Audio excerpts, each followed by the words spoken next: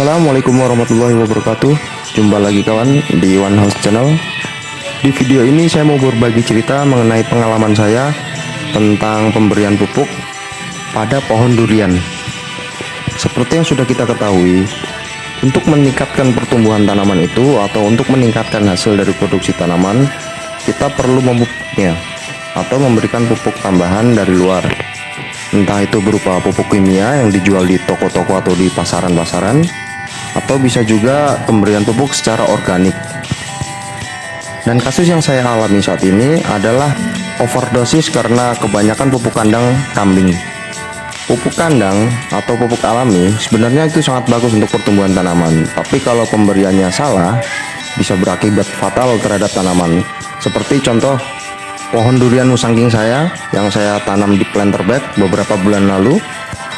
Waktu itu saya memberikan sekitar seprapat karung kecil yang saya tuangkan ke dalam media planter bag tanaman durian ini, berharap tanaman bisa tumbuh subur. Tapi ternyata setelah 1 minggu saya pantau, ujung dari daun-daun durian ini mulai mengering atau seperti terbakar, dan itu terjadi hampir di seluruh daun yang ada di tanaman ini. Setelah saya membaca, browsing, dan sempat mengkonsultasikan ke teman-teman yang sudah ahli di bidangnya, yaitu di bidang perkebunan, mereka mengatakan katanya itu overdosis dari pemberian pupuk.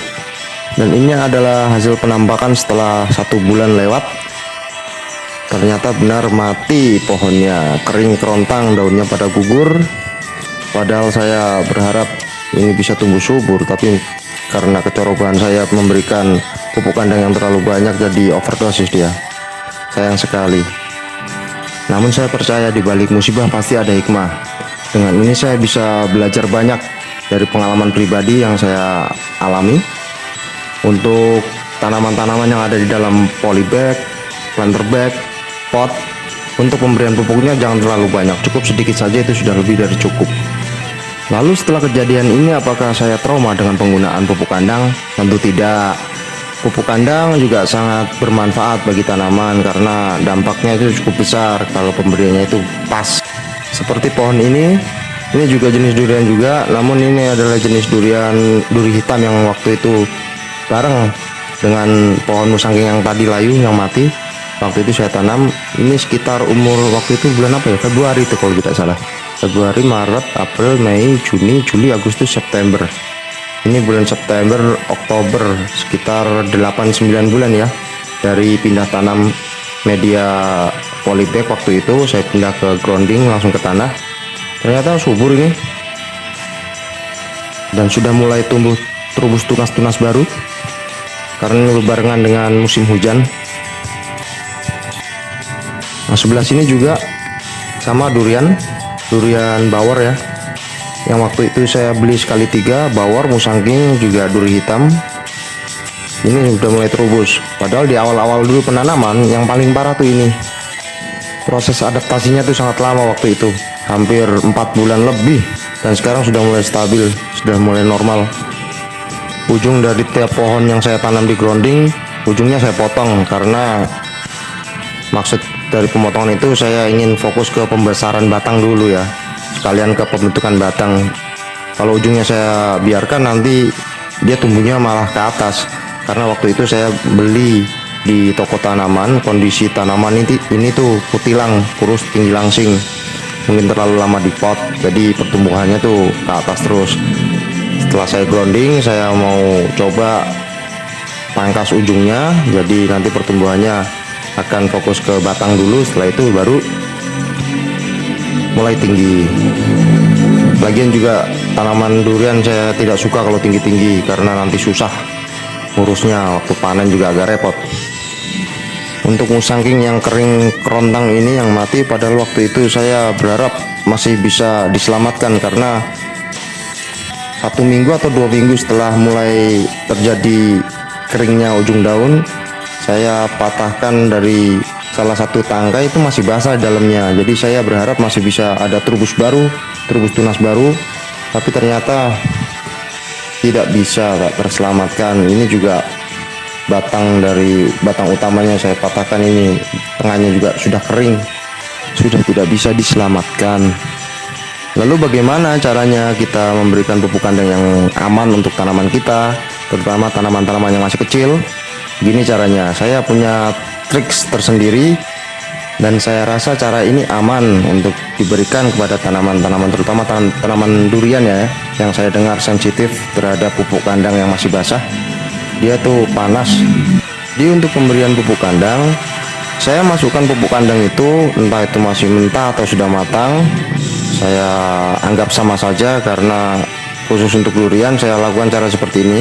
Saya masukkan ke dalam karung, kemudian saya lubangi karung-karung itu seperti ini. Saya namanya ini, tocos, tusuk-tusuk, nah, biar berlubang seperti ini.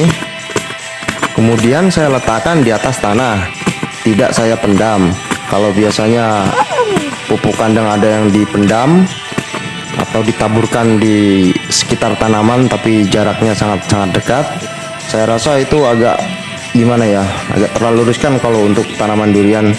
Jadi saya melakukannya seperti ini, saya letakkan dalam karung, saya bolongi, saya lubangi karungnya, kemudian saya letakkan di sekitar tanaman durian itu. Dan kalau pohonnya agak besar, letakkan karung itu di batas di bawah sekitar kanopi daun, karena akar-akar kecil, akar-akar halus yang berfungsi sebagai penyerap makanan itu biasanya ada di sekitar ujung kanopi daun, sekitar batas itu. Dan jika dimungkinkan melakukan penyiraman, lakukan penyiraman seperti ini. Airnya diletakkan di atas pupuk kandang ini yang sudah di dalam karung, yang sudah dibolongi. Nanti dia akan meresap ke dalam tanah dan langsung bisa diserap oleh tanaman durian itu. Jadi dengan cara seperti ini, mau kondisi hujan, mau panas, biarkan saja seperti itu. Nanti dia akan terurai dengan sendirinya dan akan bercampur dengan tanah yang ada di sekitar tanaman. Dan itu lebih aman daripada kita meletakkan pupuk kandang, terutama pupuk kandang yang masih basah ya, yang masih mentah, kubur di dalam tanah pas di bawah pohon itu. Selain memiliki hawa panas, kotoran hewan juga bisa mendatangkan hama-hama tanah seperti cacing atau endut atau apa itu yang binatang putih kecil tuh, putih warnanya, melengkung, engkong atau apa itulah, lupa saya namanya. Jika terlalu banyak hama tanah nanti juga bisa merusak akar dari tanaman. Jadi saya menggunakan cara seperti ini karena lebih aman, lebih mudah dalam penanganan. Jika terjadi hal-hal yang tidak diinginkan, kita tinggal mencangkulnya atau menggesernya saja, karena ini lebih praktis, mudah, simple, dan selalu dalam pengawasan atau mudah dalam pantauan. Dan ini durian montong saya sudah mulai ada buahnya ya, sudah ada yang kelihatan buah di sana. Mungkin minggu depan saya melakukan penjarangan buah atau istilahnya seleksi buah. Oke, cukup sekian. Semoga bermanfaat. Wassalamualaikum warahmatullahi wabarakatuh.